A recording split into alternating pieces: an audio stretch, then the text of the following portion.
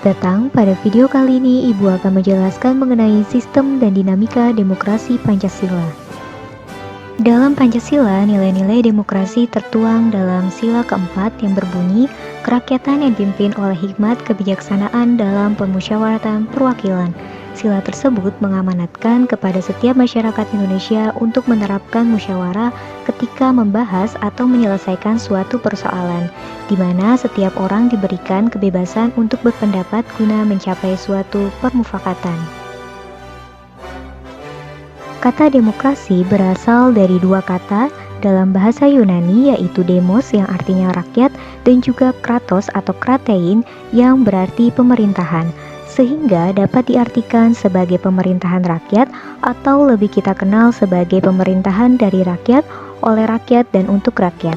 Kata ini kemudian diserap menjadi salah satu kosakata dalam bahasa Inggris, yaitu demokrasi.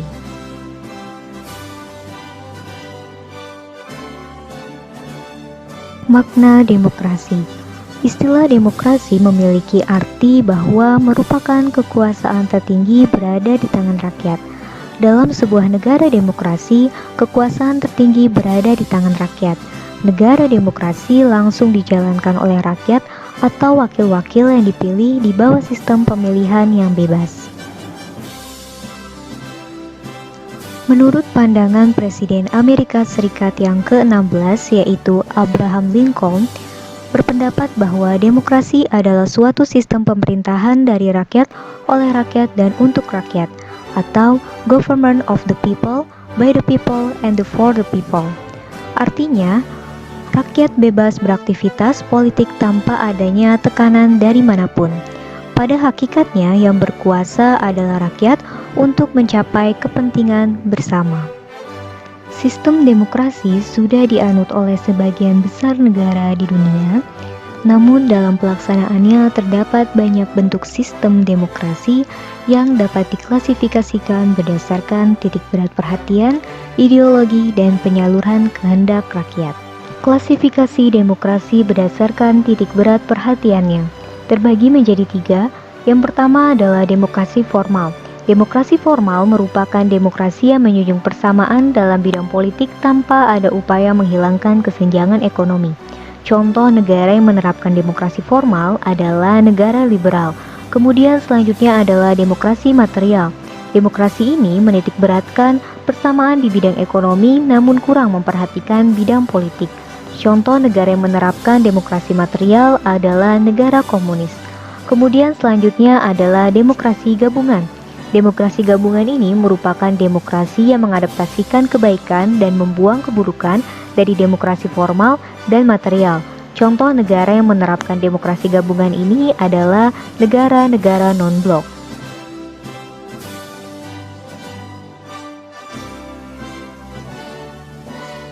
Klasifikasi demokrasi berdasarkan ideologi terbagi menjadi dua. Yang pertama adalah demokrasi konstitusional atau demokrasi liberal. Demokrasi ini didasarkan pada kebebasan atau individualisme. Ciri khas dari demokrasi ini adalah kekuasaan pemerintahannya terbatas dan tidak diperkenankan banyak ikut campur tangan terhadap rakyat. Dan yang kedua adalah demokrasi rakyat atau disebut dengan demokrasi proletar. Demokrasi ini merupakan demokrasi paham Marxisme, komunisme, atau sosialisme. Demokrasi ini mencita-citakan kehidupan masyarakat tanpa adanya kelas sosial.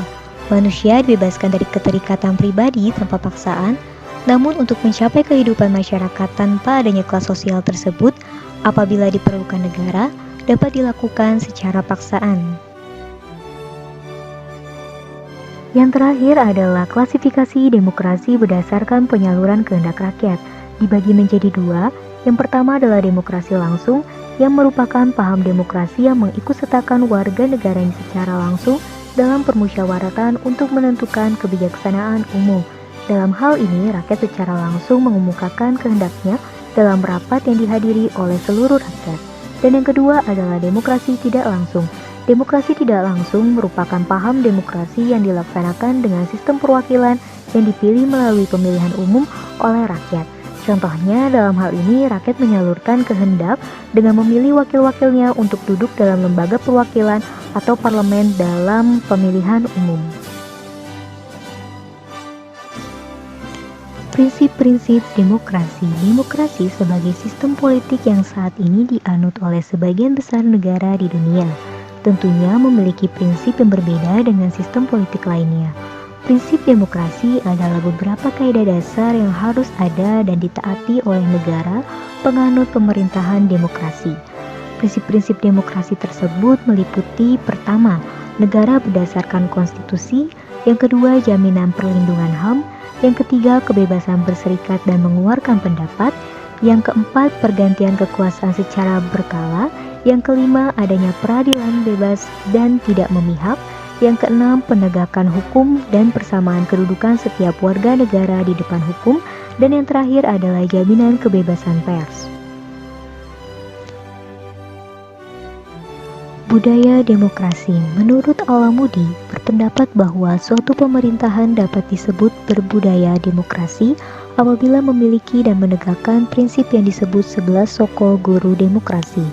Prinsip-prinsip tersebut diantaranya: pertama, kedaulatan rakyat; kedua, pemerintahan berdasarkan persetujuan dari yang diperintahkan; yang ketiga adalah kekuasaan mayoritas; yang keempat, hak-hak minoritas; yang kelima, menjamin hak asasi manusia; yang keenam, pemilihan bebas dan jujur; yang ketujuh, persamaan dalam hukum; yang kedelapan, proses hukum yang wajar; yang kesembilan, pembatasan pemerintahan secara konstitusional; yang kesepuluh, pluralisme sosial, ekonomi, dan politik; dan yang terakhir adalah nilai-nilai toleransi, pragmatisme, kerjasama, dan mufakat.